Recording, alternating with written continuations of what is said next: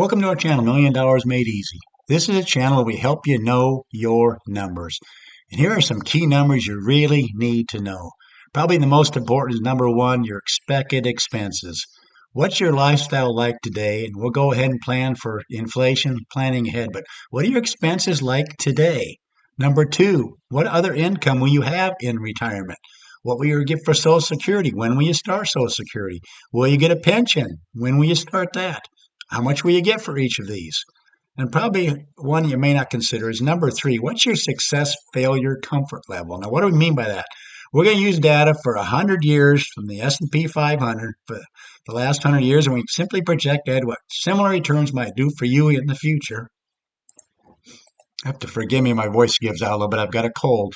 But we project ahead what similar returns might do for you in the future. Now, are you comfortable with a 90% success rate using numbers for the last 100 years? Or do you want 100%?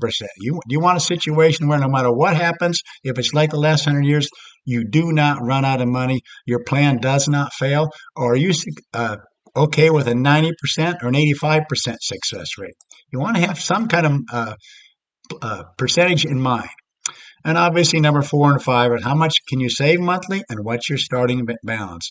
We're going to see in this video that varying any of these above amounts can have a huge effect on your planning. So let's go ahead and say we got somebody. This is just one of the spreadsheets that we use. Let's say he's 40 years old, been able to save up $50,000. Say expected expenses right now, your lifestyle is $6,000 a month, which would be $72,000 a year.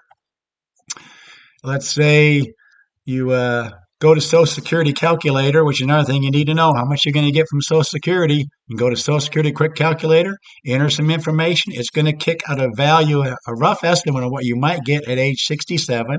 So we need to have some kind of a number there. Let's just say you plug it in, you're going to be $2,400 a month. Let's see, what else do we need here? And you can save $400 a month. Okay, those are the criteria. Now, what we've done is, again, using numbers for the last 100 years, we're looking at the worst case scenario. If we would have used numbers, let me go ahead and hide the first few rows here. If you're going from age 40 to 67, that's a 27-year period.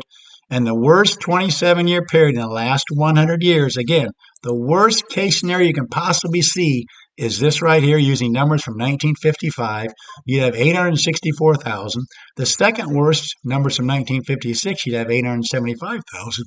And here's where we talked about number 3 here, your comfort level. What's your success failure comfort level? Right now I've got that set at 90, meaning of the last 100 years data, using these numbers, 90% of the time, this is what you would have left when you start withdrawing money. In other words, your money would last. So let's go to 95% of the time. You want to get closer to having a 100% guarantee. It still lasts.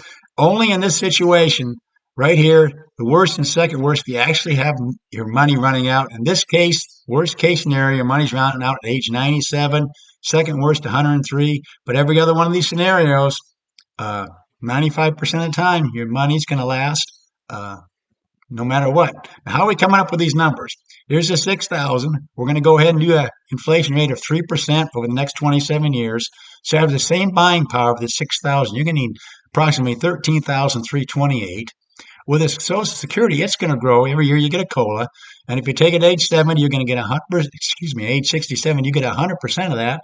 So this is going to grow to 4675. So this is a future, what you're going to have in the future, your future expense when you're 67, future Social Security. You're going to need to draw $86.53 a month from your nest egg.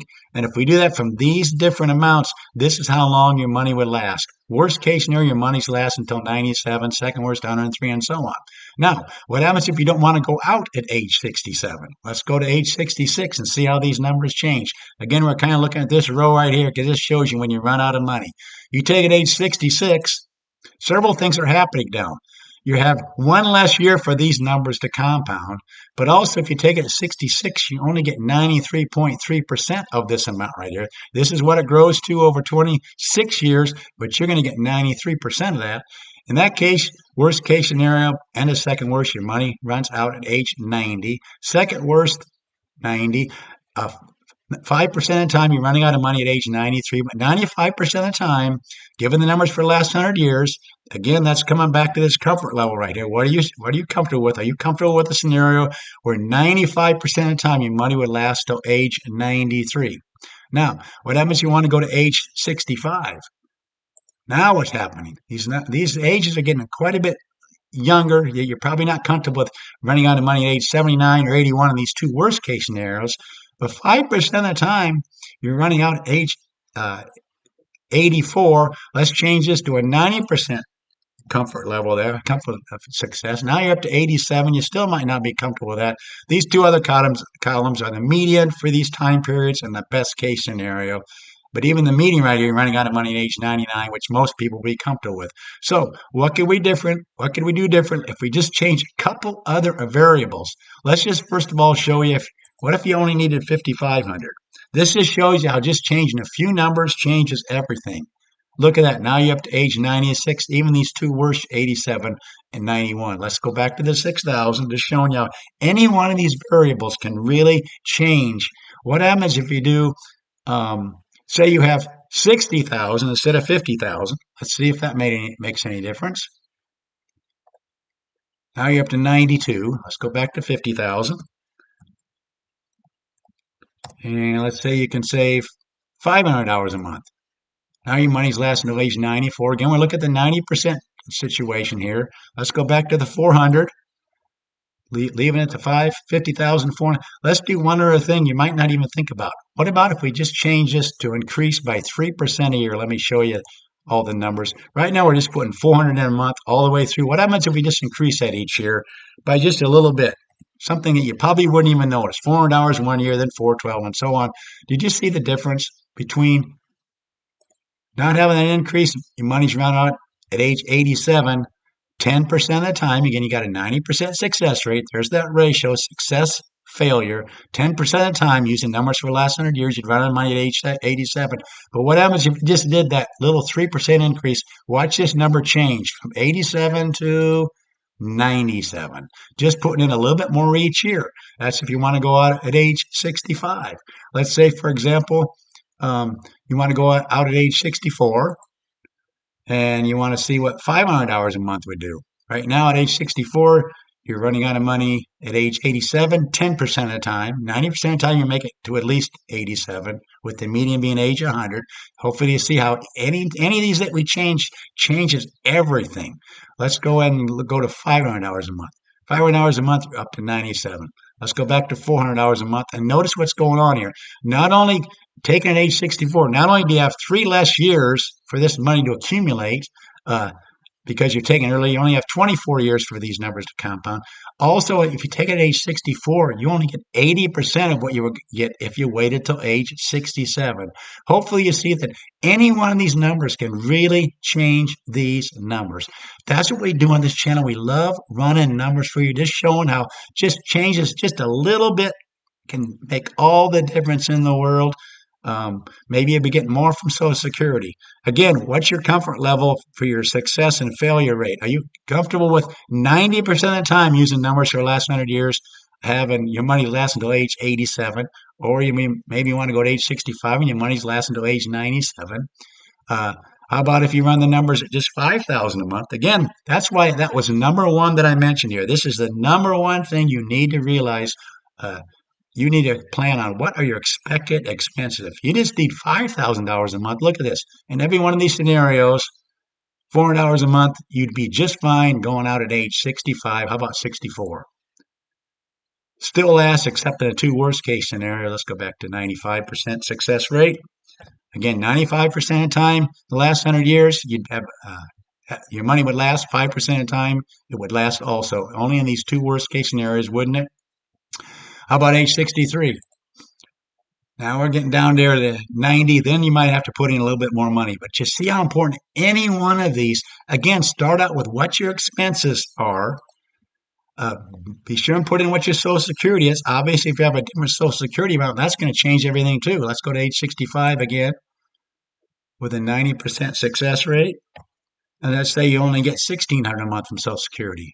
Still, you're doing okay. $1,200 a month from Social Security, and it starts changing all these numbers. Any of these variables change everything. You go back to $6,000 a month, then you got a problem. You're running out of money. It's 86, 10% of the time. But all these variables make all the difference in the world. Not only do you need to calculate what your Social Security is, realize that if you take it earlier than 67, you only get a smaller amount. For example, at age 62, you only get 70% of what you would get if you waited till age 67. Each of these changes all the way through. 67, you get 100%. If you wait till age 70, you actually get 124%. And we're increasing it by COLAs also. That's what we love to do on this channel. We love to run numbers for people. But you really need to be aware of each one of these numbers to see where you might be in the future. And we use actual historical returns for the last 100 years, and we simply plug those numbers in, similar returns, to see where you might be. Our channel is called $1 Million Made Easy. We'd love for you to subscribe. We'd love for you to tell friends about this channel. Let them know there's a channel out there that will run numbers to give them some rough idea where they might be in the future, especially taking into account these different variables and how changing just one of these by just a little bit can change everything. Please like the video, and thanks so much for watching.